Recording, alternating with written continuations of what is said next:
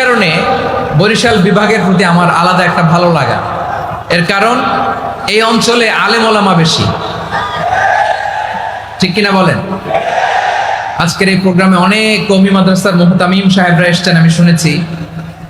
আলিয়া মাদ্রাসার প্রিন্সিপাল হুজুররা এসেছেন, খতিব সাহেবরা এসেছেন, ইমাম সাহেবরা এসেছেন, মুয়াজ্জিন সাহেবরা এসেছেন। এই বিভাগে আলেম ওলামা বেশি। তার প্রমাণ এখানে এই বরিশালের ভেতরে আছে সারসিনা দরবার, ঠিক কিনা বলেন? অনেক হাক্কানি একটা দরবার। সারসিনার মরহুম পীর সাহেব হুজুরের খেদমত করেছি আমি অনেকবার, সুযোগ হয়েছিল আমার ছাত্র জামানায়।